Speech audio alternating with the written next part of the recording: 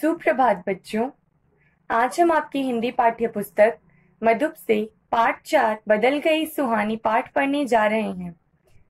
बच्चों, इस कहानी में एक लड़की के बारे में बताया गया है जिसका नाम है सुहानी।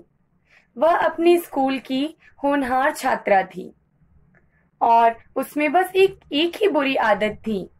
वह अपनी आदत को कैसे सुधारती है, कैसे बदलती है और कैसे वह स्कूल की होनहार छात्रा के साथ साथ अपने घर पर भी सबकी प्यारी बेटी बन जाती है, इस कहानी में हम यही जानेंगे।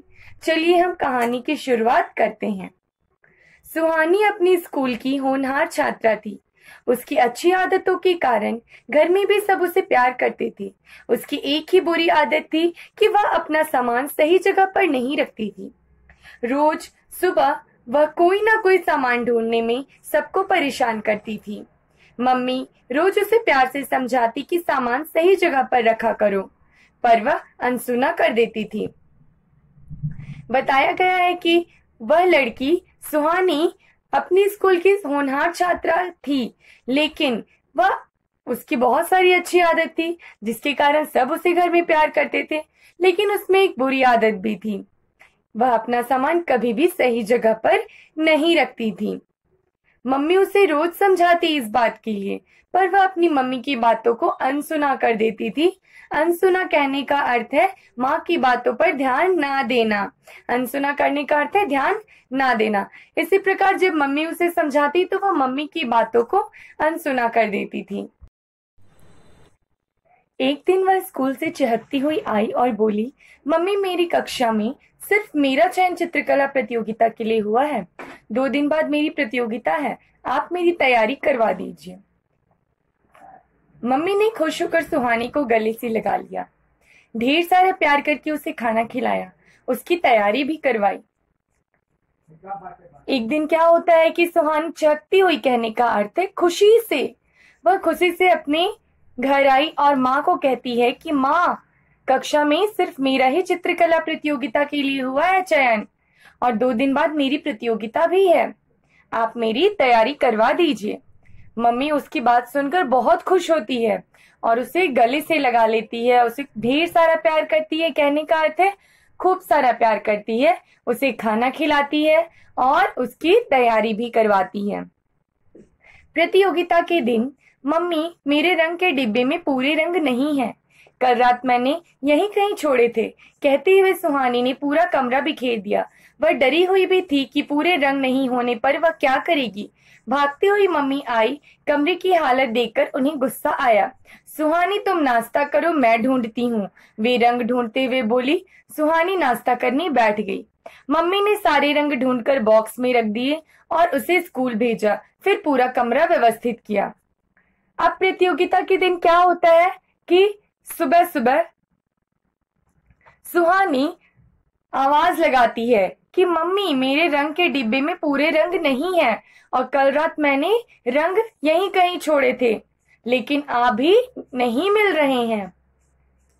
कहती हुए ये सुहानी पूरा कमरा बिखेर देती है। बिखेर देना कहने का अर्थ है सारे सामानों को इधर उधर कर देना, कमरा अव्यवस्थित कर देना।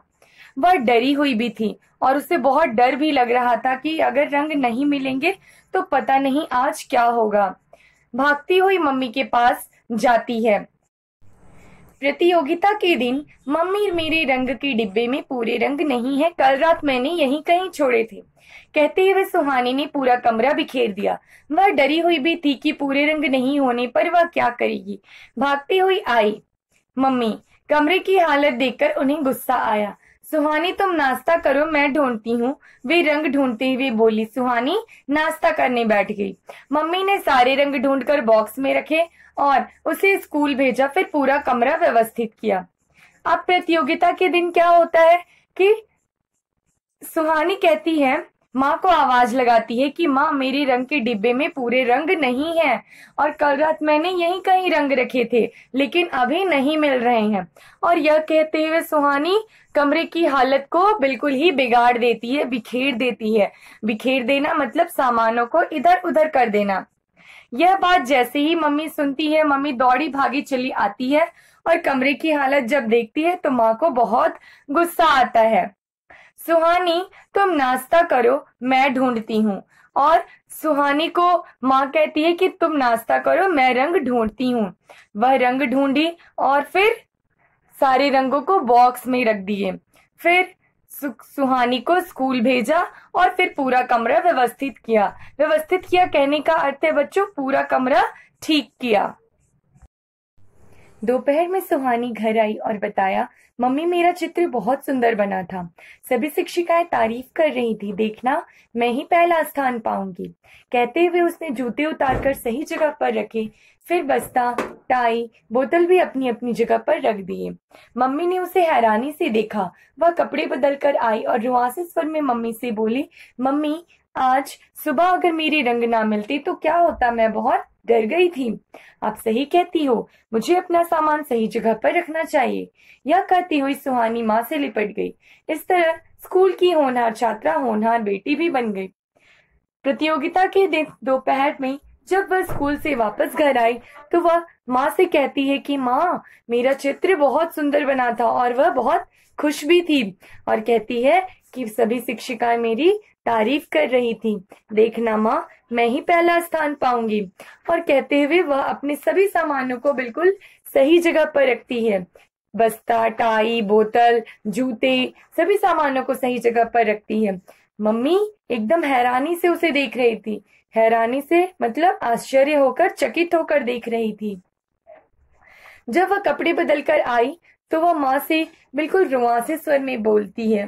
रुआंसे स्वर में मतलब रोने की आवाज में कहती है माँ से कि माँ, आज सुबह अगर मेरे रंग ना मिलते तो पता नहीं क्या हो जाता। मैं बहुत डर गई थी। आप सही कहती हो माँ कि मुझे अपना सामान बिल्कुल सही जगह पर रखना चाहिए। और यह कहती हुई वह माँ से लिपट जाती है, माँ के गले लग जाती है। इस प्रकार सुहानी की आदत बदल जाती है और उसमें अच्छी आदत आ जाती है। वह स्कूल में तो होनहार छात्रा थी ही, साथ ही वह घर पर भी अब होनहार बेटी बन जाती है।